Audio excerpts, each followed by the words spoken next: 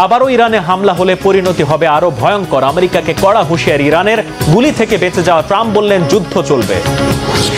হরমুজে আমেরিকার জন্য আতঙ্কের নাম এখন ইরানের শত শত ক্ষিপ্রগতির ড্রাগন বোট। কেন এটি মোকাবিলায় দিশেহারা মার্কিনীরা? নাসার গবেষক থেকে শিক্ষক, কিভাবে সেই মেধাবী ছাত্র হয়ে উঠল ট্রাম্পের হামলাকারী? কেন সে এমন কাজ করলো? কি তার উদ্দেশ্য? আসসালামু আলাইকুম, দেখছিলেন বাংলাভিশন ওয়ার্ল্ড নিউজ হেডলাইন। এবারে বিস্তারিত। আবারও ইরানের মাটিতে হামলা হলে আমেরিকার পরিণতি ধারণার চেয়েও ভয়ঙ্কর হবে বলে কড়া হুঁশিয়ারি দিয়েছে ইরানের ইসলামিক বিপ্লবী গার্ড বাহিনী IRGC। সাফ জানিয়ে দিয়েছে ইরান দুর্বল নয়, বরং আগের চেয়েও শক্তিশালী। তবে যুদ্ধ চালিয়ে যেতে চান সদ্য বন্দুক হামলা থেকে বেঁচে যাওয়া মার্কিন প্রেসিডেন্ট ডোনাল্ড ট্রাম্প দম্ভ নিয়ে বলেন, কোনো হামলাই তাকে ইরান যুদ্ধে জয়ী হওয়া থেকে দূরে সরাতে পারবে না। শেষ পর্যন্ত কি হবে, কি বলছেন বিশ্লেষকরা? শহীদ আরাফাতের ডেস্ক রিপোর্ট। অস্ত্র, গোলাবারুদ তৈরি, প্রস্তুত দুই পক্ষের সেনারাও। যে কোনো মুহূর্তে আবারও তীব্র সংঘর্ষে জ্বলে উঠতে পারে ইরান সহ গোটা মধ্যপ্রাচ্য। আর এবার ইরানে আগ্রাসন হলে তা আমেরিকার জন্য ভয়ঙ্কর পরিণতি নিয়ে আসবে বলে হুঁশিয়ারি দিয়েছে ইরানের ইসলামী বিপ্লবী গার্ড বাহিনী IRGC। রবিবার যুক্তরাষ্ট্রকে এই হুঁশিয়ারি দিয়ে IRGC কড়া ভাষায় জানিয়ে দেয়, এবার শত্রুপক্ষ কোনো ধরনের ভুল হিসাব নিকাশ করলে বা দুর্বল ভেবে ইরানের মাটিতে আবারও হামলা হলে তার জবাব হবে প্রত্যাশার চেয়ে ভয়াবহ। ইরানের সশস্ত্র বাহিনীর নীরবতাকে দুর্বলতা ভাবার সুযোগ নেই উল্লেখ করে তারা যথেষ্ট শক্তিশালী ও বুদ্ধিদীপ্ত বলে দাবি করে IRGC। ইরানের সশস্ত্র বাহিনীর এ সংযম যে কোনো মুহূর্তে নারকীয় ঝড়ে রূপ নিতে পারে বলেও হুমকি দেয় তারা। পাল্টা হুমকি দিয়ে রেখেছেন বন্দুক হামলা থেকে বেঁচে যাওয়া মার্কিন প্রেসিডেন্ট ডোনাল্ড ট্রাম্প। রবিবার দিনভর গোটা বিশ্বের নজর ছিল ট্রাম্পের উপর হামলার ঘটনার দিকে। তবে হামলা থেকে বেঁচে গিয়ে মার্কিন প্রেসিডেন্ট ডোনাল্ড ট্রাম্প দম্ভ ভরে জানান, কোনো হামলায় ইরান যুদ্ধ থেকে আমেরিকাকে সরাতে পারবে না। শনিবার যুক্তরাষ্ট্রের ওয়াশিংটনে নৈশভোজে গুলির ঘটনার পর সংবাদ সম্মেলনে এ ঘোষণা দিয়ে মার্কিন প্রেসিডেন্ট বলেন, ইরান যুদ্ধে জয়ী হওয়া থেকে তাকে আর কোনো কিছুই আটকাতে পারবে না। হামলার সাথে ইরানের যোগসূত্র নেই বলেও মনে করছেন মার্কিন প্রেসিডেন্ট। তবে বিষয়টিকে খতিয়ে দেখার নির্দেশও দেন তিনি। এমন উত্তেজনাকর পরিস্থিতির মাঝেই দুপক্ষকে বৈঠকে বসাতে দফায় দফায় চেষ্টা করে যাচ্ছে পাকিস্তান। শনিবার মার্কিন প্রতিনিধি দল পাকিস্তানে পৌঁছার আগেই ইসলামাবাদ ছেড়ে যায় ইরানের প্রতিনিধি দল। এর কিছুক্ষণ পরই মার্কিন প্রতিনিধিদের পাকিস্তান সফর বাতিল করেন প্রেসিডেন্ট ডোনাল্ড ট্রাম্প। এতে আবারও যুদ্ধের শঙ্কা ছড়িয়ে পড়ে। তবে যুদ্ধবিরতি নিয়ে আলোচনায় ওমান সফর শেষে রবিবার নতুন করে ইরানের প্রতিনিধি দলের পাকিস্তান সফরের খবরে কিছুটা স্বস্তি ফিরেছে গোটা বিশ্বে। তবে যুক্তরাষ্ট্র চাপ প্রয়োগ করে বা হুমকি দিয়ে ইরানকে আলোচনায় বসাতে পারবে না বলে সাফ জানিয়েছেন ইরানের প্রেসিডেন্ট মাসুদ পেজিশকিয়ান। পাকিস্তানের প্রধানমন্ত্রী শাহবাজ শরীফের সঙ্গে এক টেলিফোন আলাপে প্রেসিডেন্ট পেজিশকিয়ান একথা বলেন। ইরানের প্রেসিডেন্টের মতে বর্তমান মার্কিন পদক্ষেপগুলো দুই দেশের মধ্যকার পারস্পরিক আস্থা নষ্ট করছে ও সংলাপের পথ আরো জটিল করে তুলছে। ওয়াশিংটন শত্রুতামূলক আচরণ ও চাপ সৃষ্টি বন্ধ না করলে আলোচনায় আর অগ্রসর হওয়ার সম্ভাবনা নেই বলে জানান মাসুদ পেজিশকিয়ান।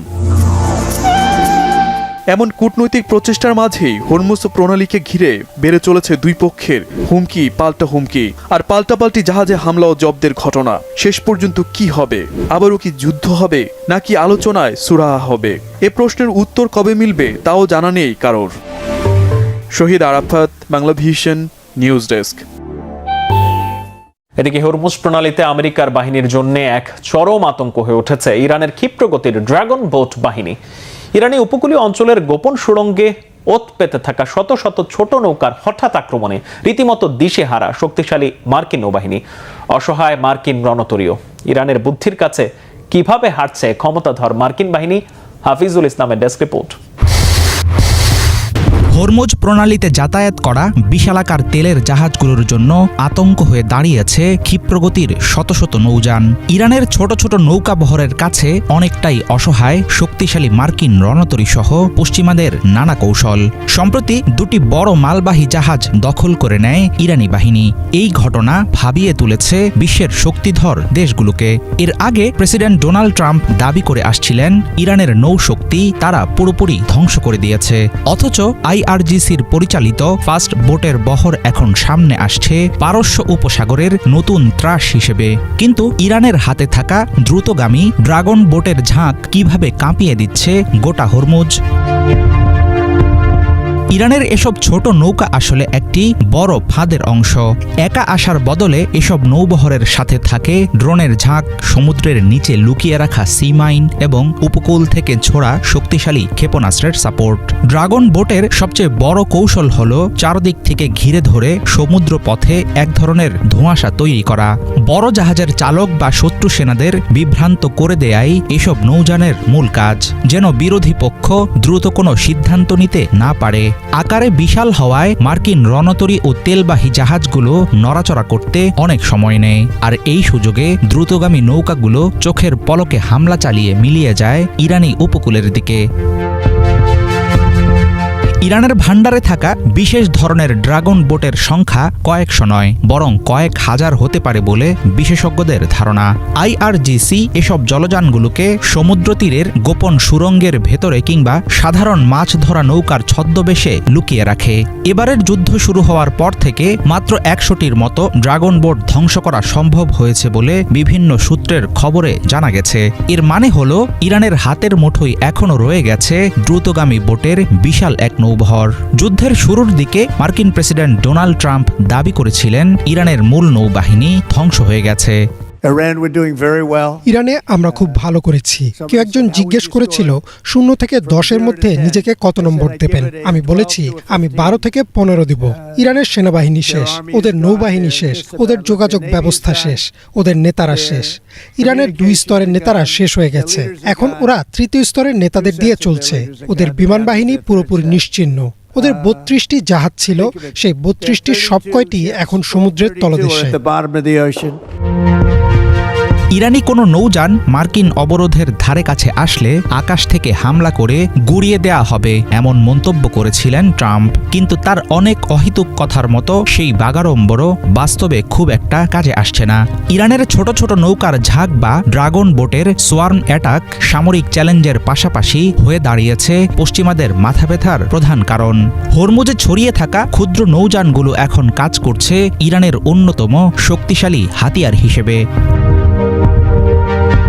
হাফিজুল ইসলাম, বাংলা ভিশন। যুদ্ধ কেবল লাখো মানুষই হত্যা করছে না, যারা বেঁচে আছে তাদের সাজানো গোছানো জীবনও মুহূর্তেই ধূলিসাৎ করছে। বাড়িঘর হারিয়ে কেউ থাকছেন খোলা আকাশের নিচে, আবার কেউ আশ্রয় নিচ্ছেন গাড়িতে। সর্বস্ব হারিয়ে কোনো রকমে পার করছে দুর্বিষহ জীবন। তবে বোমা, ড্রোনের শব্দের আতঙ্ক নিয়েও টিকে থাকার লড়াইয়ে রাস্তায় নেমেছে কেউ কেউ। লেবাননের রাজধানী বৈরুতে এমনই এক সংগ্রাম চালিয়ে যাচ্ছে মা ছেড়ে। তাদের বেঁচে থাকার লড়াইয়ের গল্প ডেস্ক রিপোর্টে জানাচ্ছেন মোর্শেদ আলম। সকাল সকাল দোকান খুলে মালটা পরিষ্কার করে জুস মেশিনে চাপ দিচ্ছেন এক নারী। পাশে দাঁড়িয়ে তার ছেলে গ্রাহকদের ডাকছেন, যেন সবকিছুই স্বাভাবিক। কিন্তু এই ছোট্ট জুসের দোকানের পেছনে লুকিয়ে আছে যুদ্ধ বিধ্বস্ত ধ্বংসস্তূপের এক চাপা গল্প। সাজানো গোছানো ঘর হারিয়ে নিঃস্ব হওয়া পরিবারটি টিকে থাকার লড়াই চালিয়ে যাচ্ছে এভাবেই। লেবাননের রাজধানী বৈরুতের দক্ষিণাঞ্চল ছেড়ে প্রাণ বাঁচাতে পালিয়ে আসতে হয়েছে আমিরা পাদেল ও তার ছেলে মাহমুদ আলীকে। হিজবুল্লাহ ও ইসরায়েলের মধ্যে নতুন করে উত্তেজনা শুরু হতেই 2 মার্চ তারা আশ্রয় নেন শহরের বাইরের আত্মীয়র বাড়িতে। সব হারিয়েও থেমে থাকেননি তারা। যুদ্ধের শুরুতে মাহমুদ আলী কিছু বাসনপত্র জোগাড় করে ছোট্ট একটি স্টল বসান। প্রতিদিন মা ছেলে একসঙ্গে আবারও বৈরুতে ফেরেন, শুধু ব্যবসাটা বাঁচিয়ে রাখতে আর পরিবারকে টিকিয়ে রাখতে। বোমা পড়ার মধ্যেও কাজ করতে হয়। পরিবারের জন্য কঠিন লড়াইটা চালিয়ে যেতে হচ্ছে।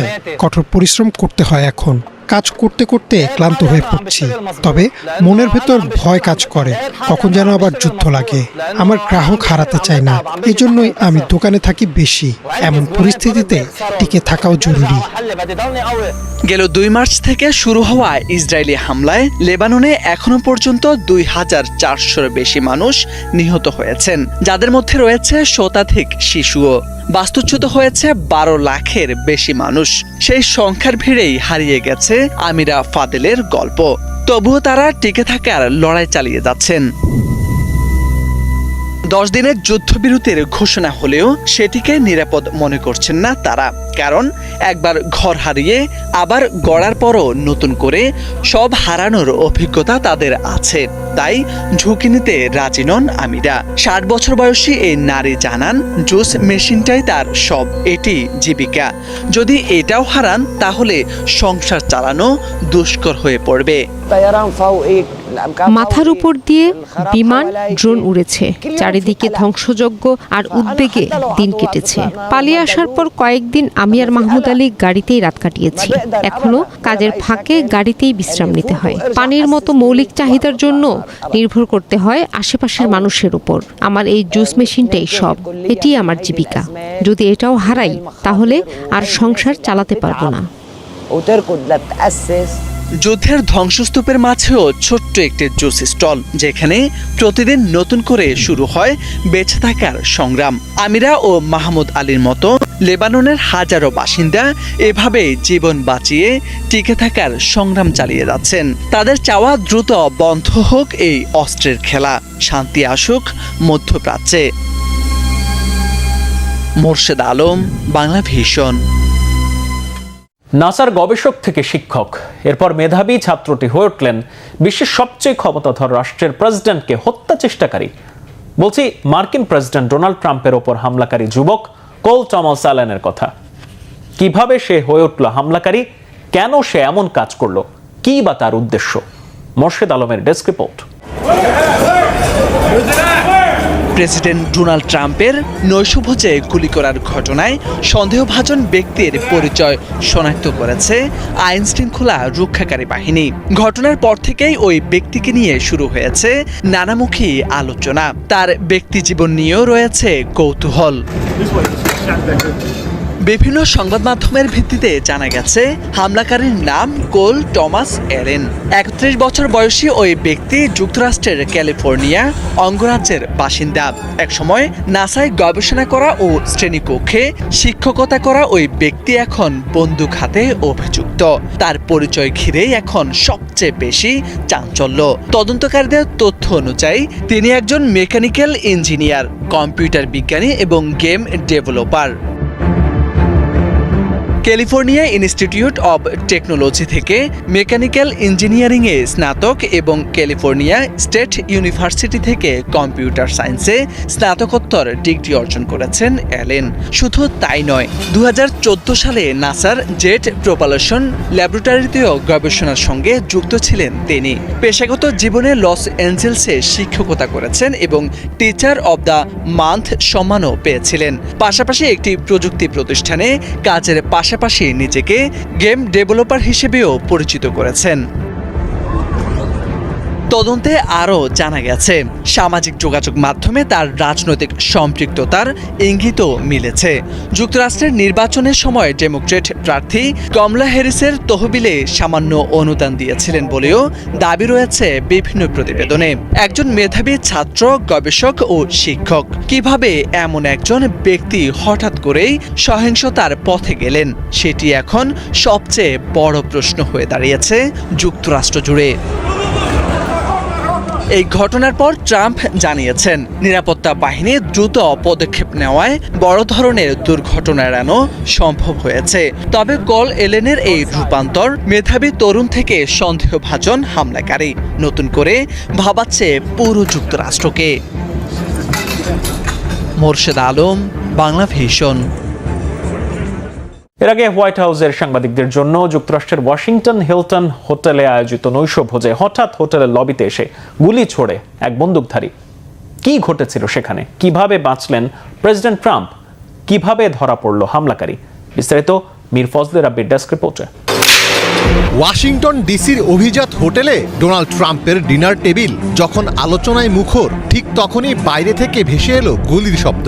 নিরাপত্তার নিশ্চিদ্র চাদর ভেদ করে আসা সেই আতঙ্কে থমকে গেলেন খোদ প্রেসিডেন্টও। গুলির শব্দ পাওয়ার পরপরই দ্রুতই ট্রাম্পকে হোটেল থেকে সরিয়ে নেওয়া হয়। দেহরক্ষীদের অতর্কিত টানাহেচড়া আর প্রাণভয়ে দিকবিদিক জ্ঞানশূন্য মানুষের ছোটাছুটির মাঝে মাত্র কয়েক সেকেন্ডেই ওলটপালট হয়ে যায় সব পরিকল্পনা। 25 এপ্রিল সন্ধ্যায় ওয়াশিংটনের হিলটন হোটেলের বলরুমের হোয়াইট হাউস করেসপন্ডেন্টস ডিনার অনুষ্ঠান চলাকালে এই ঘটনা ঘটে। অনুষ্ঠান থেকে প্রচারিত টিভি ফুটেজে দেখা গেছে ট্রাম্প খাবার টেবিলে বসে আছেন। হঠাৎ গুলির শব্দের সঙ্গে সঙ্গে গোয়েন্দা সংস্থার সদস্যরা পুরো বাঙ্কেট হলটিতে অবস্থান নেন। এ সময় তারা সেখানে থাকা অতিথিদের বিভিন্ন নির্দেশনা দেন এবং প্রেসিডেন্ট ট্রাম্প ও ফার্স্ট লেডিকে দ্রুত সেখান থেকে সরিয়ে নেন। হঠাৎ বিকট শব্দ শোনার পর অতিথিদের টেবিলের নিচে আশ্রয় নিতেও দেখা যায়। অন্যান্যদের সাথে মার্কিন ভাইস প্রেসিডেন্টকেও অনুষ্ঠানস্থল ত্যাগের নির্দেশ দেওয়া হয়। তবে তিনি উঠতে রাজি না হওয়ায় এক পর্যায়ে তাকে জোর করে টেনে হিচড়ে নিরাপদ স্থানে নিয়ে যাওয়া হয়। এই ঘটনার পর ট্রাম্প ট্রুথ সোশ্যালে শেয়ার করা এক পোস্টে জানান তিনি এবং তার মন্ত্রিসভার সদস্যরা নিরাপদে আছেন। সন্দেহভাজন হামলাকারীকে আটক করা হয়েছে বলেও দাবি করেন তিনি। মেট্রোপলিটন পুলিশ ডিপার্টমেন্ট জানিয়েছে হামলাকারীর কাছে একটি শটগান, একটি হ্যান্ডগান এবং বেশ কয়েকটি ছুরি ছিল। সে যখন নিরাপত্তা চেক পয়েন্ট ভেঙে দৌড়ে পার হওয়ার চেষ্টা করছিল তখন সিক্রেট সার্ভিসের সদস্যরা তাকে আটক করে।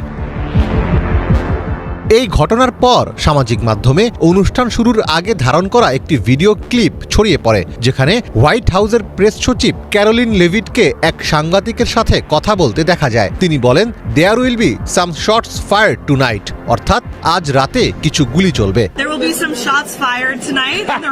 যদিও শটস ফায়ার্ড কথাটি সাধারণত আক্ষরিক অর্থে ব্যবহৃত হয় না। এর মানে হলো কেউ একজন তার প্রতিপক্ষকে নিয়ে খুব কড়া বা বিস্ফোরক কোনো মন্তব্য করতে যাচ্ছেন। কিন্তু লেভিটের এই কথার মাত্র কয়েক ঘন্টা পরই গুলি চালানোর ঘটনাটি ঘটে। ফলে ভিডিওটি সামনে আসার পর পুরো ঘটনাকে পূর্ব পরিকল্পিত বলেও দাবি করছেন নেটিজেনদের অনেকে।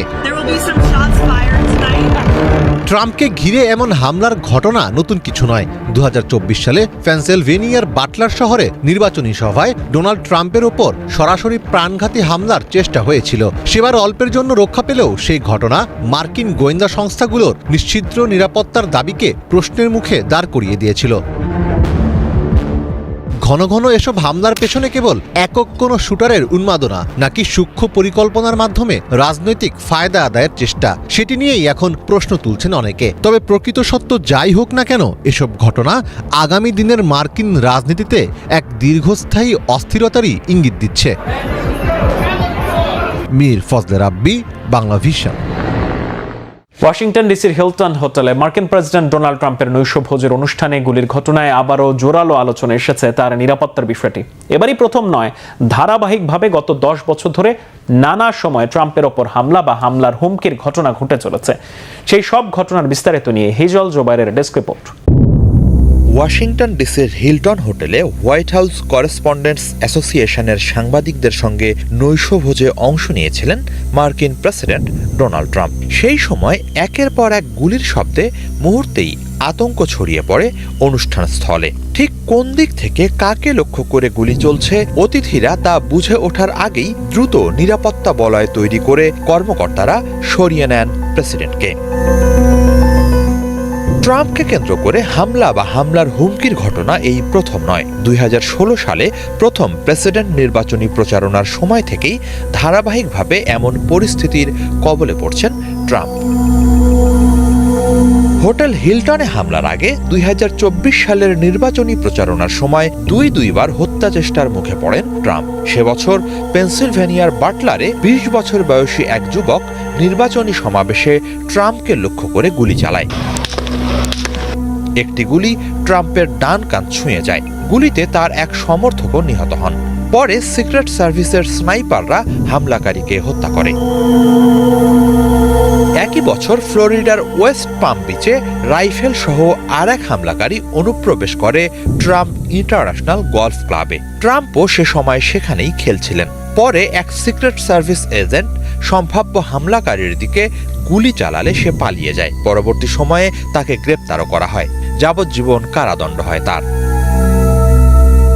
চাঞ্চল্যকর ওই দুই ঘটনার বাইরেও ট্রাম্পকে হত্যা চেষ্টায় আরও অনেক ষড়যন্ত্র, হুমকি ও নিরাপত্তা ব্যর্থতার ঘটনা রয়েছে। 2016 সালের জুনে 20 বছর বয়সী এক ব্রিটিশ নাগরিক লাস ভেগাসে ট্রাম্পের নির্বাচনী সমাবেশে এক পুলিশ কর্মকর্তার বন্দুক ছিনিয়ে নেওয়ার চেষ্টা করে।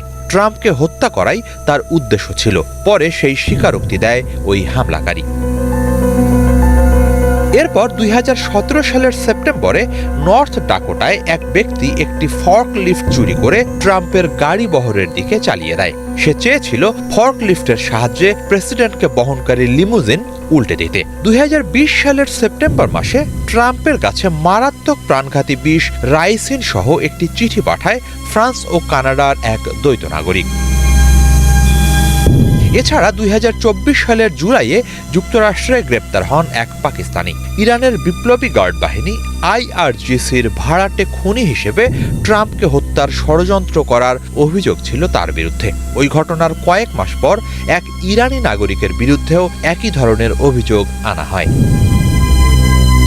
এবাদে চলতি বছরের ফেব্রুয়ারিতেই ট্রাম্পের মার এ লাগোর বাসভবনে 21 বছর বয়সী এক যুবক শটগান ও গ্যাস ক্যানিস্টার নিয়ে অনুপ্রবেশ করে। পরে সিক্রেট সার্ভিসের গুলিতে প্রাণ হারায় সে। তবে সে সময় ট্রাম্প মার এ লাগোতে ছিলেন না। একের পর এক এসব হামলা যুক্তরাষ্ট্রের প্রেসিডেন্টের নিরাপত্তা ব্যবস্থার দুর্বলতা নিয়ে গুরুতর প্রশ্ন সামনে আছে। কেবল যুক্তরাষ্ট্র নয়, সারা বিশ্বেই আলোচনার জন্ম দিচ্ছে ধারাবাহিক এসব হামলার ঘটনা।